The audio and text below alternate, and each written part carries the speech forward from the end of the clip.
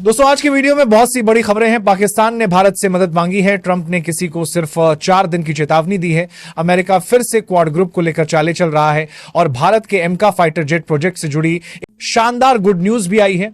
इसके अलावा तुर्की का नुकसान कैसे भारत के लिए फायदा बन गया, यह सब कुछ आज आपको यहीं समझ आएगा। लेकिन आगे बढ़ने से पहले वीडियो को लाइक करके चैनल को सब्सक्राइब भी जरूर कर लीजिए। सबसे पहले बात करते हैं भारत और अमेरिका की। आपकी स्क्रीन पर जो आर्टिकल का स्क्रीनशॉट दिख रहा है वो इसी खबर से जुड़ा है। दरअसल अमेरिका ने तुर्की के लड़ाकू विमान के लिए इंजन देने से इनकार कर दिया है, लेकिन उसी वक्त अमेरिका की कंपनी जनरल इलेक्ट्रिक ने भारत को चौथे फाइटर इंजन की डिलीवरी कर दी है। साल 2021 में भारत ने जनरल इलेक्ट्रिक कंपनी से 100 इंजनों की डील साइन की थी, जो भारत के तेजस मार्क 1A फाइटर जेट्स में लगाए जाने हैं। तीसरा इंजन कुछ हफ्ते पहले यानी 11 सितंबर को भारत को मिला था। अब चौथा इंजन भी आ गया है भारत के, यानी अब डिलीवरी की रफ्तार तेज हो रही है। जनरल इलेक्ट्रिक का कहना है कि अगले महीने से वो हर महीने 2 इंजन भारत को सप्लाई करेंगे। हालांकि ये डिलीवरी करीब 1.5 साल लेट चल रही थी, लेकिन अब क्योंकि जनरल इलेक्ट्रिक ने तुर्की को इंजन ना देने का फैसला किया है। अब बात करते हैं न्यूयॉर्क स्थित यूनाइटेड नेशंस हेडक्वार्टर की। यहां यूनाइटेड नेशन जनरल असेंबली का सेशन खत्म हो चुका है। विदेश मंत्री एस जयशंकर ने दुनिया के 50 से ज्यादा देशों के विदेश मंत्रियों से मुलाकात की। इसके अलावा उन्होंने कई मल्टीलेटरल मीटिंग्स में हिस्सा लिया, जहां पर ग्लोबल साउथ और ब्रिक्स देशों के प्रतिनिधि शामिल हुए। इन मुलाकातों में व्यापार, सुरक्षा और डिप्लोमेसी से जुड़ी कई चर्चाएं हुई। लेकिन इस बार की जनरल असेंबली में एक बात सबको चौंकाने वाली रही, और वो ये कि क्वाड देशों की विदेश मंत्रियों की बैठक इस बार नहीं हुई। पहले हर साल ये मीटिंग जरूर होती थी, लेकिन इस बार चारों देश भारत, अमेरिका, जापान और ऑस्ट्रेलिया एक साथ नहीं आए। अब आते हैं भारत और रूस की बड़ी खबर पर। कुछ हफ्ते पहले रिपोर्ट आई थी कि रूसी राष्ट्रपति व्लादिमीर पुतिन इस साल दिसंबर में भारत की यात्रा पर आने वाले हैं। अब उनकी विजिट की ऑफिशियल डेट्स भी सामने आ गई हैं। पुतिन 5 और 6 दिसंबर को भारत में रहेंगे और यह लगभग 2 दिन की यात्रा होगी। यह अभी साफ नहीं हुआ है कि पुतिन 5 दिसंबर की सुबह भारत पहुंचेंगे या फिर 4 दिसंबर की रात को ही लैंड करेंगे, लेकिन जल्द ही भारत और रूस की सरकारें इसकी पुष्टि कर रही हैं। तो ये भी कह रही हैं कि प्रधानमंत्री मोदी खुद एयरपोर्ट जाकर रेड कारपेट स्वागत करेंगे। आपको याद होगा कुछ महीने पहले जब एससीओ समिट चीन में हुई थी तो पुतिन ने खुद मोदी जी को अपनी कार में बैठाकर वेन्यू तक साथ ले गए थे। ऐसे में यह विजिट दोनों देशों के मजबूत रिश्तों की झलक होगी। अब बात करते हैं गाजा पीस प्लान की। डोनाल्ड ट्रंप ने हाल ही में 20 पॉइंट्स का एक पीस एग्रीमेंट पेश किया है, जिसे लगभग 48 घंटे से ज्यादा हो चुके हैं, लेकिन अब तक हमास और गाजा के जिहादी ग्रुप्स ने इस समझौते पर हामी नहीं भरी है। इस वजह से ट्रंप प्रशासन ने हमास को 4 दिन की डेडलाइन दी है। ट्रंप ने कहा है कि अगर हमास इस समझौते को नहीं मानता तो उसका बहुत दुखद अंत तय है। अब देखते हैं कि अगले 4 दिनों में हमास क्या जवाब देता है। उधर पाकिस्तान के विदेश मंत्री इशाक डार ने बयान दिया है कि अगर गाजा में इंटरनेशनल स्टेबलाइजेशन फोर्स भेजी जाती है तो पाकिस्तान भी अपने सैनिक वहां भेज सकता है।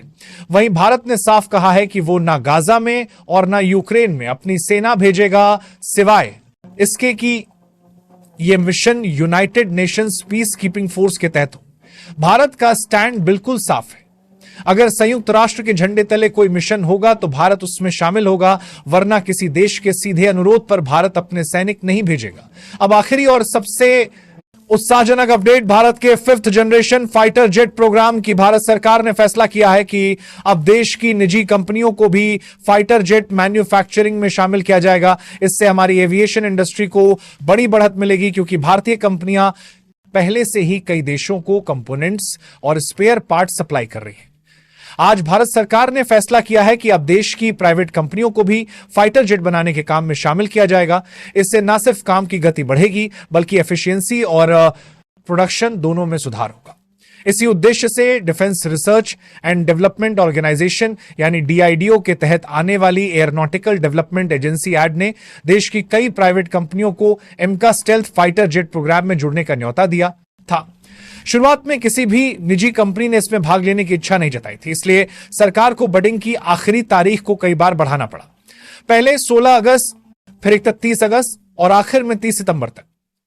लेकिन अब खबर आ रही है कि कुछ बदलावों और मीटिंग्स के बाद कई भारतीय डिफेंस कंपनियों ने अपनी बड्स सबमिट कर दी है। 30 सितंबर की डेडलाइन खत्म होने से पहले देश की 7 डिफेंस कंपनियों ने अपनी बर्ड्स जमा की हैं। इनमें से 5 कंपनियों के नाम सामने आ चुके हैं। इन कंपनियों का मकसद है एमका स्टेल्थ फाइटर जेट्स के प्रोडक्शन में भागीदारी करना। इस प्रोजेक्ट के देश प्रोटोटाइप डेवलपमेंट के लिए करीब 15,000 करोड़ का बजट तय किया गया है। पहली 2 बर्ड्स फेल हो गई थी, इसलिए सरकार ने तीसरी बार न सिर्फ तारीख बढ़ाई बल्कि कंपनियों के फीडबैक पर अमल भी किया। नए कॉन्ट्रैक्ट में प्राइवेट कंपनियों के लिए टेक्निकल डिलीवरेबल्स, रिस्क शेयरिंग और टेक्नोलॉजी ट्रांसफर जैसे नियमों को आसान बनाया गया। पहले माना जा रहा था कि यह प्रोजेक्ट सरकारी कंपनी हाल के पक्ष में है, लेकिन अब हालात बदल गए हैं। इस बार प्राइवेट कंपनियां भी नए कॉन्ट्रैक्ट से संतुष्ट हैं, इसलिए जहां पहले एक भी कंपनी तैयार नहीं थी, अब 7 कंपनियां एमका प्रोजेक्ट में निवेश करने के लिए आगे आई हैं। इस डेवलपमेंट के साथ भारत की एयरस्पेस इंडस्ट्री में एक बड़ा कदम आगे बढ़ा है।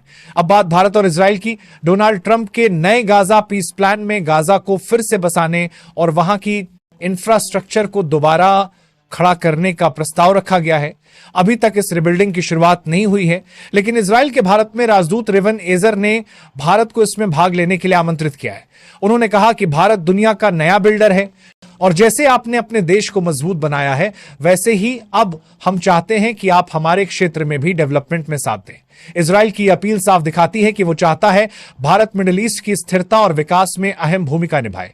हालांकि भारत फिलहाल इन इस्लाम में है, आप देखिएगा मुद्दों से दूरी बनाए हुए हैं, जबकि पाकिस्तान लगातार मिडिल ईस्ट के मामलों में सक्रिय होता दिख रहा है। फिलिस्तीन ने हाल ही में ब्रिक्स ग्रुप की सदस्यता के लिए आवेदन किया है। अब भारत में फिलिस्तीन के राजदूत अब्दुल्ला अबू शावेश ने भारत से खुलकर मदद की गुहार लगाई है। उन्होंने कहा कि ब्रिक्स में शामिल होना फिलिस्तीन के लिए बेहद जरूरी है और उम्मीद जताई कि भारत इस आवेदन को समर्थन देगा।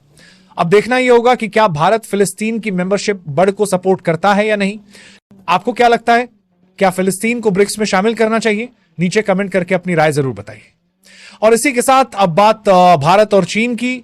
पाकिस्तान बॉर्डर पर ऑपरेशन सिंदूर के बाद अब भारत की सेना ने अरुणाचल प्रदेश के फॉरवर्ड इलाकों में एक नई मिलिट्री एक्सरसाइज शुरू की है, जिसका नाम है ड्रोन कवच। यह एक्सरसाइज 25 से 28 सितंबर तक चली और 4 दिन तक लगातार भारत की आर्मी ने ड्रोन वॉरफेयर की प्रैक्टिस की। इसका मकसद यह है कि चीन बॉर्डर पर भी हमारी ड्रोन वॉरफेयर क्षमता पाकिस्तान के बराबर ही मजबूत रहे। अगर आप चाहते हैं कि ऐसी महत्वपूर्ण खबरें और सटीक एनालिसिस आप तक लगातार पहुंचते रहे, तो इस वीडियो को लाइक करें और हमारे चैनल को सब्सक्राइब करें। आपका एक लाइक हमारे काम को आगे बढ़ाता है और आपका एक सब्सक्राइब हमें और मजबूत बनाता है। जय हिंद।